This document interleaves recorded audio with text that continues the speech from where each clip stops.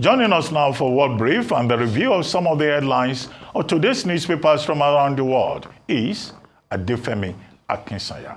Good morning, Adefemi. Good morning, Dr. Reuben. Good morning, Ayo, and good morning, Morning, Rafai. Adefemi. Morning. That's me.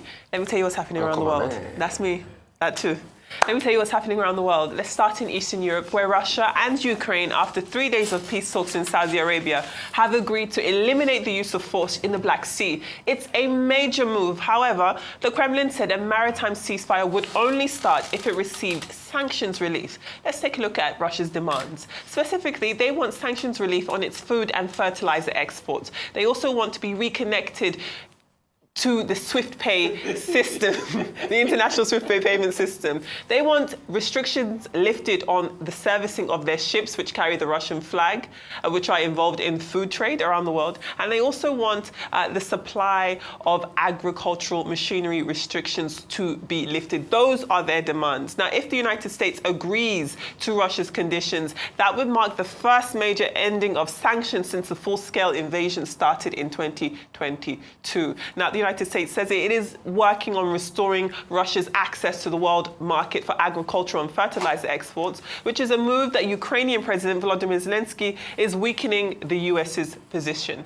We'll get into it a bit later, but let's now move from one conflict to the other. And Angolan President João Lourenço, his office has actually come out to confirm that his country has formally relinquished its role as chief mediator in this protracted conflict between the Congolese forces and the M23 rebels. Now, the presidential announcement comes after months of fruitless negotiations and a recent breakdown in planned face-to-face talks. Lourenço's new position as African Union chairperson now demands full attention, according to his office, effectively ending Angola's year-long mediation effort. That being said, the Angolan leader had achieved what many considered impossible last year, which was convincing Kinshasa to sit directly with the Rwanda-backed insurgents. Now, this breakthrough followed President Tshisekedi's initial refusal to recognize M23 as legitimate negotiators, so it was significant. That being said, the resulting August 2024 ceasefire proved short-lived as fighting resumed within weeks.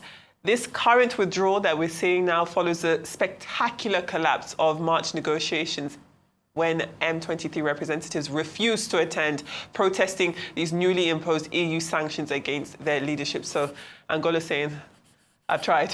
And then finally, in South Korea, at least 18 people have been killed and 19 others injured as South Korea's wildfires continue to ravage the country's southeast. If we take a look at these pictures, we can see that these are unprecedented fires. The crisis remains critical, and the acting president, Han Duck-soo, has said that these fires are rewriting the record books for the worst wildfires in South Korea's history. More than 23,000 people have been evacuated and hundreds of structures damaged, with strong winds fueling the blaze. Now, several heritage cultural sites have also been affected, including a 1,300-year-old Buddhist temple that was destroyed, while other national treasures are being relocated. Those are your big headlines from around the world. Real quickly, as regards the Angola case, we knew Angola was not going to be successful. We all said it here. There was a general consensus. Tanzania had failed. I keep specifically talking about that Tanzania story because I was in Abidjan a week before that talks happened, and I was watching Rwanda on TV. And the analysis was along the lines of, was this going to be successful? I knew it was not going to be successful, because they are two factionalized groups. What the Rwandans claim is that the Houthi-backed militia are already part of the army in Congo. And what they are claiming is that this Tutsi group they are supporting, which is a coalition of Le Fleur du Congo, of many subgroups that has affiliation with the Hutus, which are many sub-criminal mining groups that now came together to form a coalition called M23, and which now has a cherry on the top of it with some Tutsi affiliation. They have given them support, so they want that level of recognition. Felix Tshisekedi is saying, I cannot give them that level of recognition. So the Angolas have failed at it, so the talks have stalled.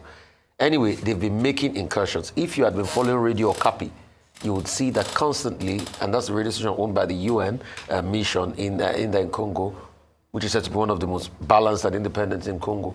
you've been seeing that they have been making incursions, and this will only continue. So at some point, will they get a big support? Because the last time this happened, they had to get a big support of Belgium and other coalition nations that helped them fight back. As long as they're not getting any solution, the crisis will continue. As regards Russia, I used a particular term the other day, and I said Trump is the matryoshka here. The matryoshka means the Russian baby doll, the souvenir gifts. And it has shown. Because what Putin is now asking for a maritime ceasefire, is an arm and a leg. A deal that was already brokered about a year or two ago, but he also started to renege on. And for Putin to ask for, lifting sanctions of SWIFT, lifting agricultural and fertilizer sanctions, being able to repair the ship, Putin is not being honest. Because if you also go and check a Russian daily, whose founder was one of those given the Nobel Prize recently called Novaya Gazeta. Other top journalists like Anna Politkovskaya worked there before she passed.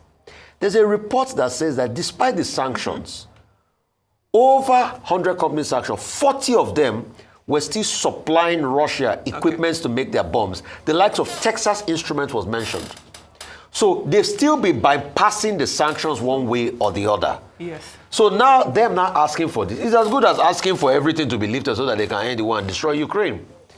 Tough. Thank All you. right, so Zelensky of Ukraine has maintained that Russia isn't telling the whole truth. In fact, bold-faced said that they're lying, and that the only way that this ceasefire in the Black Sea would work would be the sanctions. You know, in the last few months since the war between Ukraine and Russia has been on, we've talked about and debated the effectiveness of sanctions and whether or not sanctions was working for a country like Russia, despite the U.S. sanctions, which under the Biden administration had been quite, quite stiff on. And obviously it's working because now what they're asking for, and like you mentioned, I think it's a lot for just a Black Sea, ceasefire. If you're looking at a broader conversation around them, putting a more lasting ceasefire that would potentially lead to the end of the war, then they can begin to make these demands around, playing in the food space, agricultural space, which they've been hit and has hit a lot of the revenue coming into Russia in the last few months. In the last year of the war.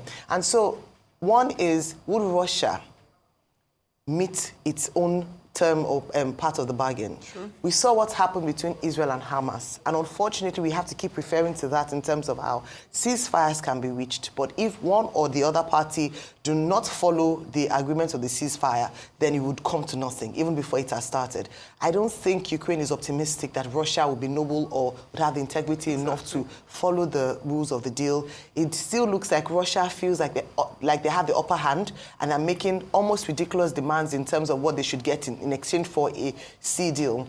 America's role in all of this is protecting their interests, because part of what they're saying is that they should not attack the energy infrastructure in Ukraine. So these are the conversations. The next few days will tell whether or not this would work or not. Talking about ceasefires breaking, what's happening in Angola with Angola is so sad, because it looked like there was light at the end of the tunnel, but not so. Unfortunately. Okay, to put the issue between Russia and Ukraine in proper context, two agreements that have been reached in the partial ceasefire that Putin agreed to after that 90-minute phone call with President Trump is that he agreed on the cessation of attacks on the energy infrastructure between both countries.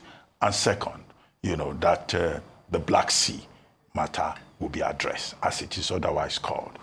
Now, what is the Black Sea? It's a major route of connection between Asia and Europe. Now, 6 countries along that route have their coastlines: Russia, Bulgaria, Ukraine, Moldova, Turkey, 6 of them. And 24 other European countries, have their drainage basins linked to that Black Sea. So it's a major commercial route. It's also for tourism. It's also for hydrocarbon exploration. In 2022, when Russia attacked Ukraine, it decided to stop any kind of activity from Ukraine on the Black Sea. Now, Ukraine is a major exporter of grains, soybean oil, and other fertilizer and other things. So economic attack on Ukraine. Then an agreement was reached, brokered by the United States for 120 days. It was further extended. But at a point, Russia said it will no longer be part of that. So what, the U.S. is now trying to do is to free up that passage along the Black Sea, which will help international trade, which will also help, the two countries giving concessions to each other. Now, Zelensky is happy with it. At the meeting in Riyadh, separate meetings with the two countries, Zelensky has said, oh, this is a good thing. This is a good development.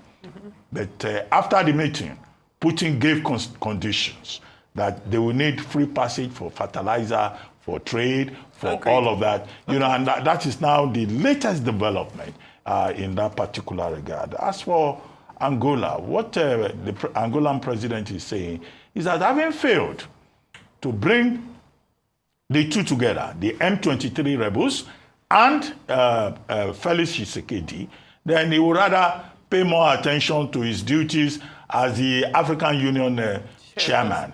Because the M23 rebels, they had first agreed that there will be a meeting, first round of meeting, on March 18. But they withdrew from it because the EU imposed sanctions. And then also, there was this meeting in Doha, Qatar, between Tshisekedi and Paul Kagame of Rwanda, and they objected to that. But what is the residual point? The residual point is that in the last few weeks, we have had an escalation in the crisis. And so at the end of it, the failure of diplomacy means more suffering for the people in the northeastern part of the Democratic Republic of Congo. Those are the key issues. They are. Well, thank you all for your thoughts and analysis. Let's move on to the newspapers this morning. As ever, we begin with the front page of This Day. This Day does lead with the United States purchasing 2 million barrels of jet fuel from the Dangote refinery. The impact of this historic deal is expected to lower prices of aviation fuel in peak summer. Hopefully that'll trickle down to the consumers buying tickets during that period. And to the top of the paper, a federal high court, as you've already mentioned, in Port Harcourt, has dismissed First Bank's suit against General Hydrocarbon over jurisdiction matters. Finally, this day's picture headline features First Lady Senator Oluremi Tinubu under her Renewed Hope initiative, donating 10,000 professional kits to midwives in Asaba, Delta State. The New Telegraph, Daily Independent, Daily Sun and The Guardian all lead with mixed reactions to a proposed bill reviewing the Constitution by the House of Representatives to simultaneously conduct all elections into the offices of the President, state governors, National Assembly, state houses of assembly and local government areas on the same day. And staying with politics, the Daily Trust leads with former Vice President Atiku Abubakar, saying that he does not know if he will contest the presidency in 2027. Atiku made the remark in the latest episode of Untold Stories with our very own Adesua Giwa-Osagie. Now, to the Tribune, which reports on the appearance of a reprieve, essentially, for the lawmaker representing Kogi Central Senatorial District in the National Assembly. That is, of course, Senator Natasha Akpoti-Uduaghan. This is happening. The INEC, Independent National Electoral Commission, has picked holes, essentially, in this petition submitted to push for her recall in the Red Chamber. Those are your stories across Nigeria today. Okay, so, quickly, there are many stories that we'll dive into, and I think one of them will be that interview Adesua had, and I think we're going to be, having that interview there. What I'm just going to say is this about the coalition. The personal ambition of some people in that coalition will be an albatross, except some people realize that at a point, the interest of the nation comes first. And they might have tried many times and not succeeded. But at some point, they need to step back. Probably will not move forward. So, because when Alhaji Atiku Abubakar was asked the question, as regards would you run, he referred to the 2015 episode by saying, there were a lot of people that came together in the coalition. We had the primaries, and afterwards, we had to support one person. For any coalition to work, the ground rules must be set in the very start. And people should remember what happened to the PDP. Some people still feel disgruntled till death because a lot of people felt the PDP should have zoned the presidential ticket to the South.